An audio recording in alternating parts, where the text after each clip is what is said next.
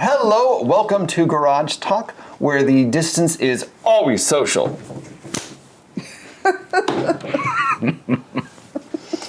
That hurt a lot more than it looked like it did.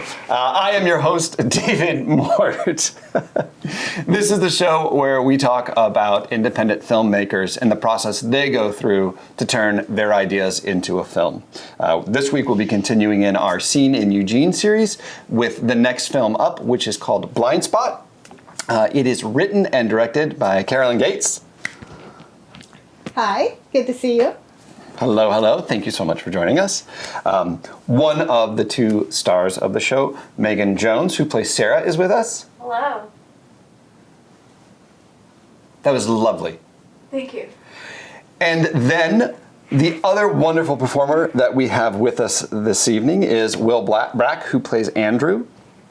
Hey there, David. Hey, Will, how are you? Great, I'm super. For those of you who are not in this room, we had to refilm part of this, and Will was very upset that I said last but not least, so I changed it up.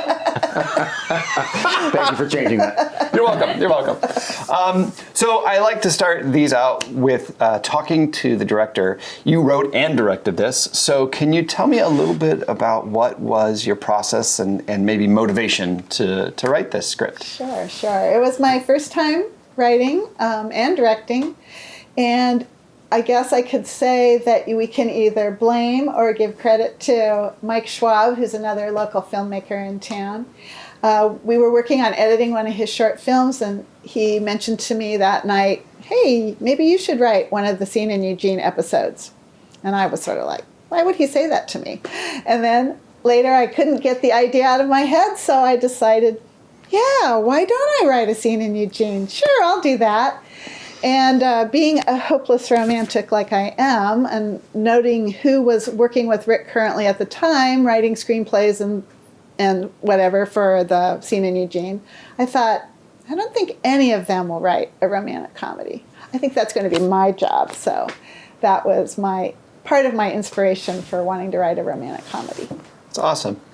Do you feel that it changed a lot from kind of the initial idea you had from a script to then what you ended up filming?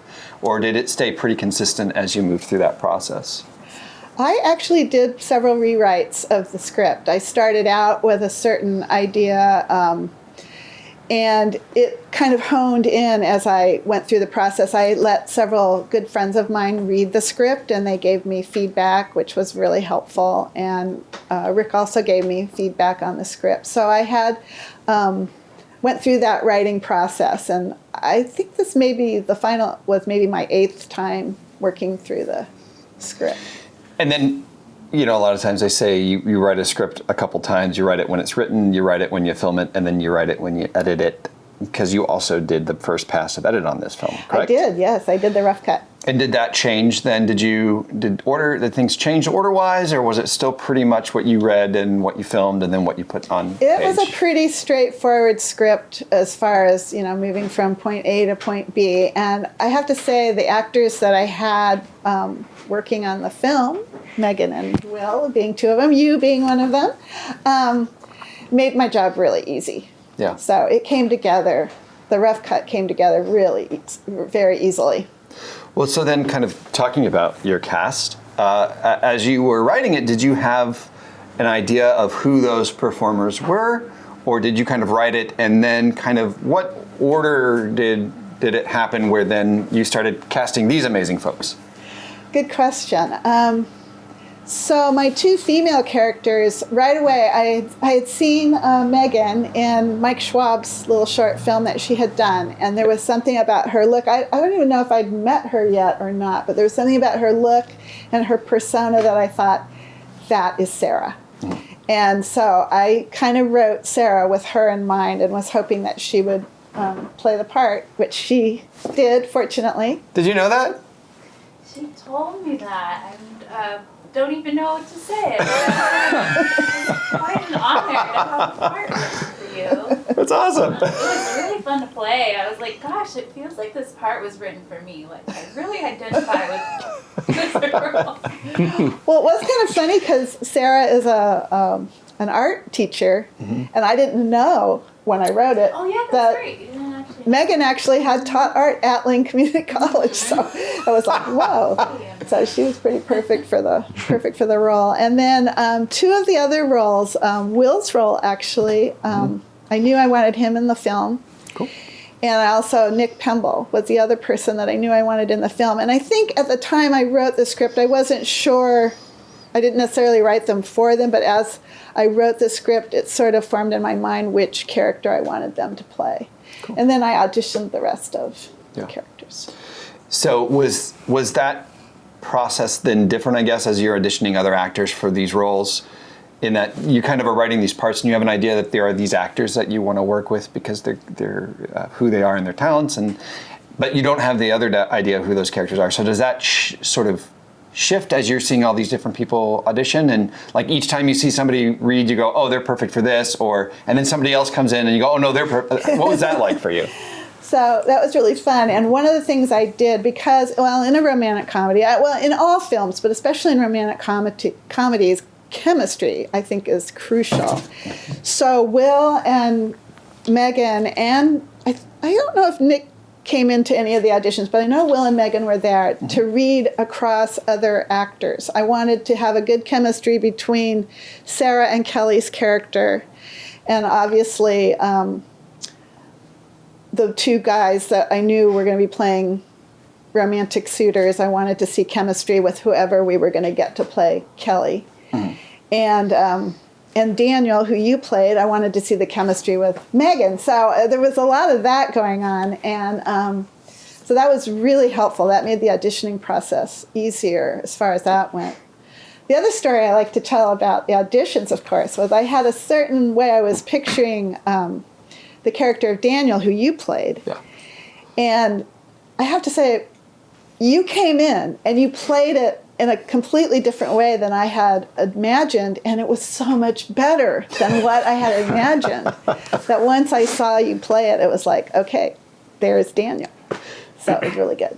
So now, then, in terms of as you kind of then move into the directing role, and you've got a couple of these actors, Nick and Will, and you're kind of figuring out the role that they play. How did that end up happening then? Was it just sort of as you watched them and saw them interact with people, then it was like, okay, he's Andrew, and I think the characters on paper, I tried to make them each distinctive, but I was also counting on the personality of the actors to bring even more distinction out, because it's a short film, so there's not a lot of time to develop character. So it had to be sort of these quick shots of who these people were. And I think as I thought about the character of Cody and the character of Andrew, it just became clear to me. I just saw Nick as Cody and Will as Andrew. I don't know. Well, then maybe, Will, real quick, a question I might ask is that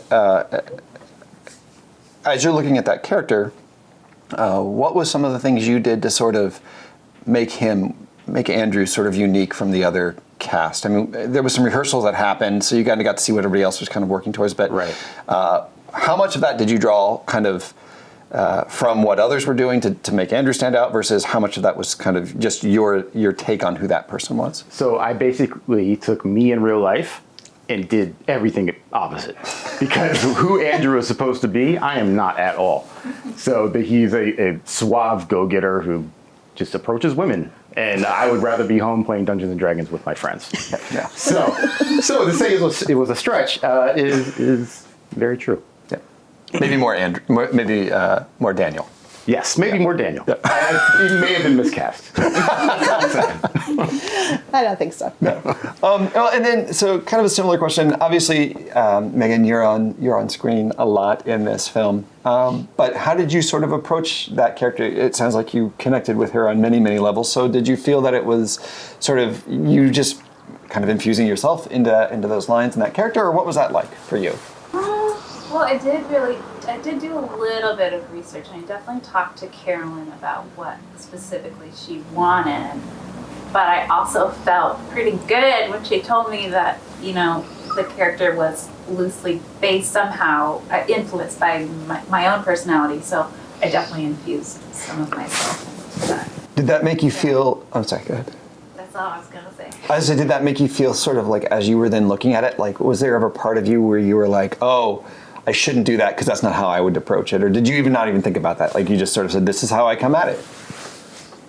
Yes, I mean, there were some lines that I might not have naturally done, like going to the loo. But I also love that line, so yeah, I definitely would explore it. But yeah, I mean, really small things with this production because I was very familiar with this character. Yeah. Yeah. Very cool. Well, and I think maybe another piece that maybe this is not actor or director related, but the music in the piece is pretty important. I think in kind of all of the films we've looked at, the music is important. But we have both of the people who worked on the music for this film in the room. So Megan and Will wrote the music for the show, and then you kind of put it in and kind of figured out what people's themes were. You guys, both of you, please talk about that a little bit. And Shannon was involved in that Yeah, process. Shannon was huge in that process. Yeah, he was huge, and we really talked to Carolyn again. You know, Carolyn was kind of saying she wanted sort of like a bossa nova type of thing, and sort of like lounge kind of music in the background. So Yeah, and you had already written that great song, so we had that to go based on off Carolyn's request. of. So just coming up with swankier offshoots of that was basically the goal. And like you said, Shannon was gigantic, and we came up with, was it 4 or 5 themes? Yeah. And then we kind of went our separate ways and tinkered and brought it all back together.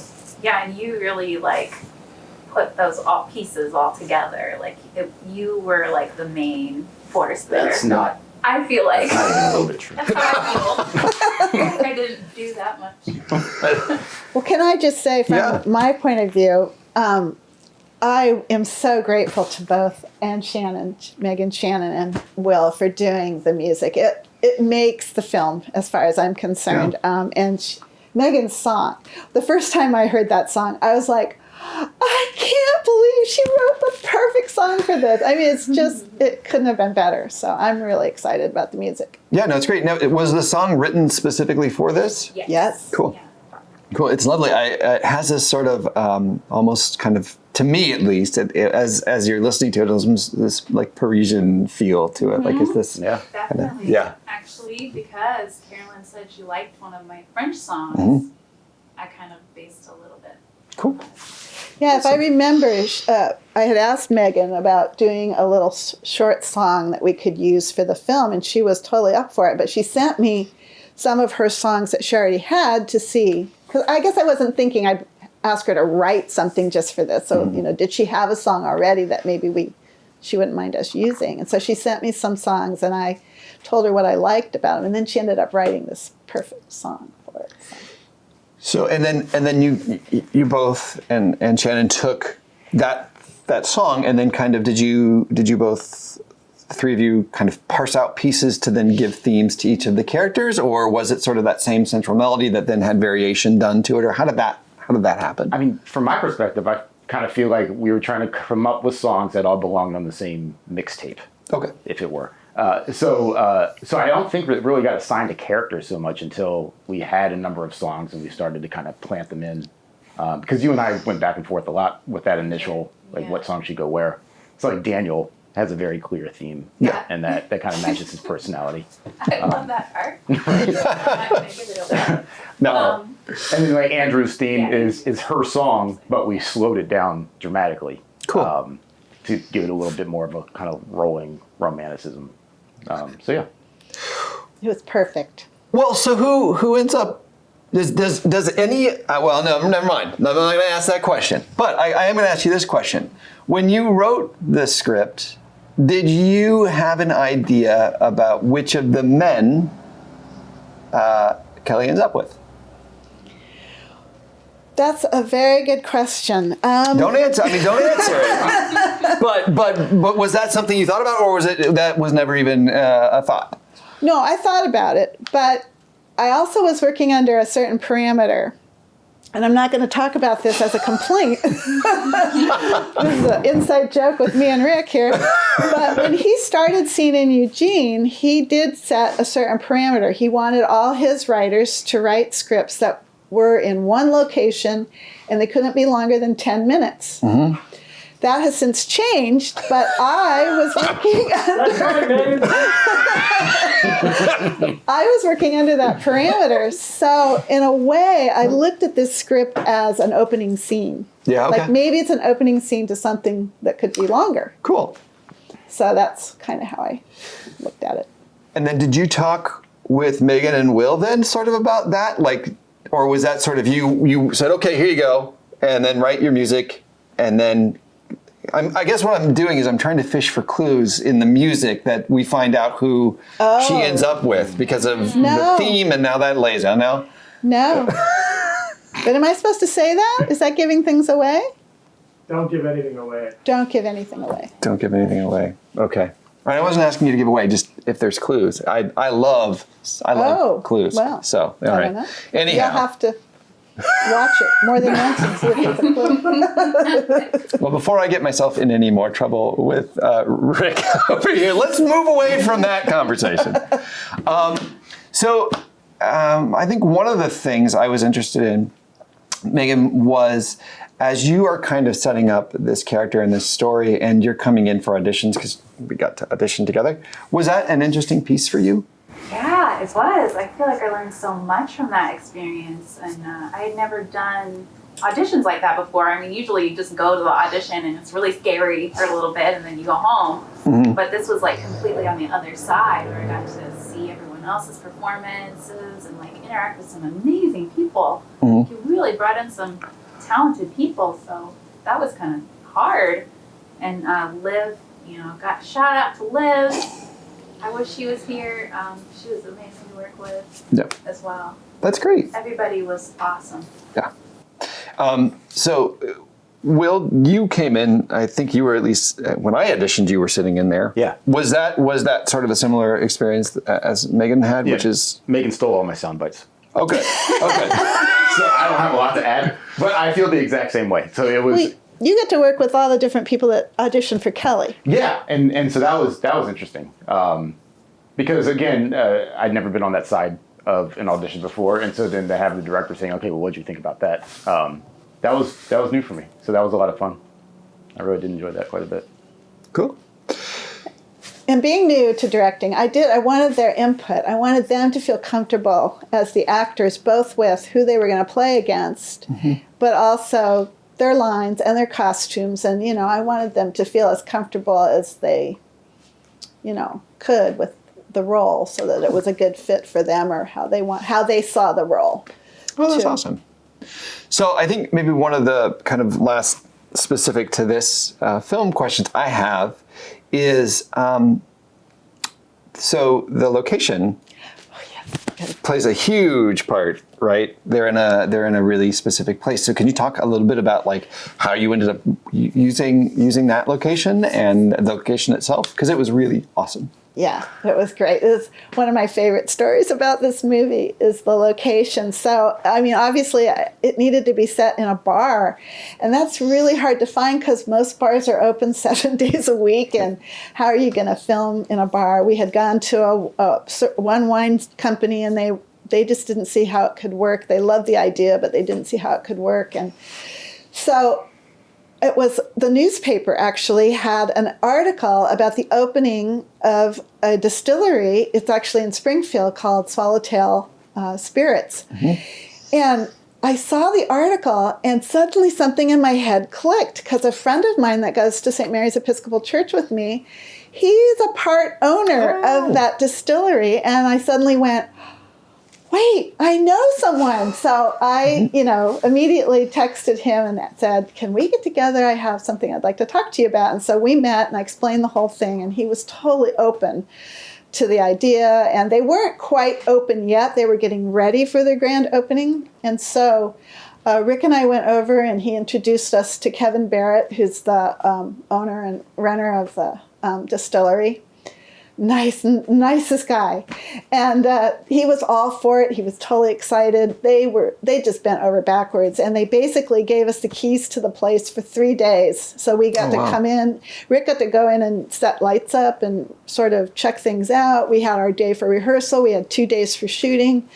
And they were just fantastic. And then one of the bartenders there also, she plays one of the bartenders as an extra in the movie, but she also sort of helped Alejandro with his bartending skills. She kind of was a technical consultant on that for us. So, the whole thing was amazing. It was an amazing experience. People were just fantastic. Awesome. Well, it's so cool. It was a neat location. It was very pretty, and it looks great in the film. Yeah. So I think because we're doing the Scene in Eugene films right now, one of the questions I like to ask to all the cast that we do this with is, what is the most Eugene experience you had while making or being involved in this project? Megan, you want to start? Oh my gosh. I know what it is. Okay. Should I share? Yeah.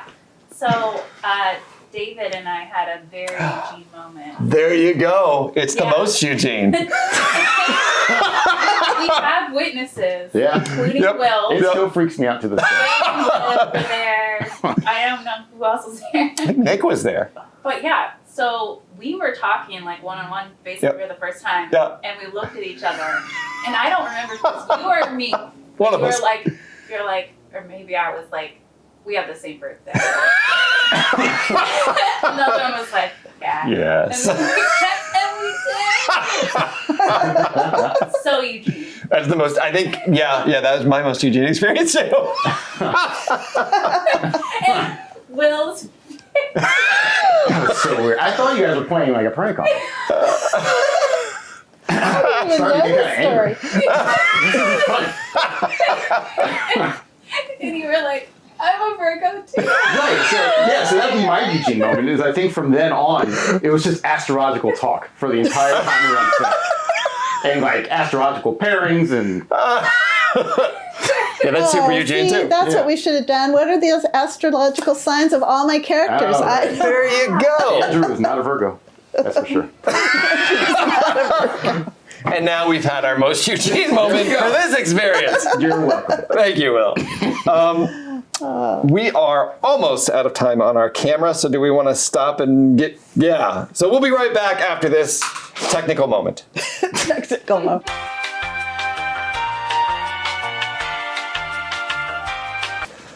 Welcome back. So, we were just talking about the most Eugene moment of the film, and the three actors in the room had all the exact same. So, Carolyn, what's your most Eugene? Well, this might be it. This is it.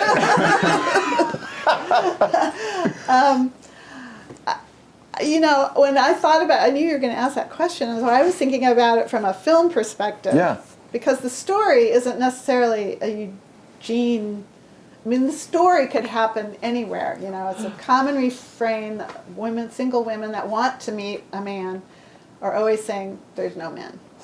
So it could happen anywhere. But I kind of worked on making it Eugene-like by the occupations that the characters had and just, I don't know, just the way the characters were. They're people you would see in Eugene and meet in Eugene. And so that's sort of the way I approached that. And then the other thing, I think finding the location was a pretty Eugene. That is very Eugene. That was a great story. Well, that's awesome. Well, thank you all so much for coming and joining us today. We really appreciate it. For those of you who have stayed through all the way to the end, thank you so much. If you have not hit the subscribe button, hit it, which I think is down in that corner, maybe. Please hit that subscribe button, hit the bell so you'll get notifications because, Carolyn, when does Blind Spot come out? It comes out Sunday, November 1st. Sunday, November 1st. So if you hit the bell, you'll get a notification that this movie that you just got to hear 30 minutes of talk about, you can see the thing. So make sure you hit that bell.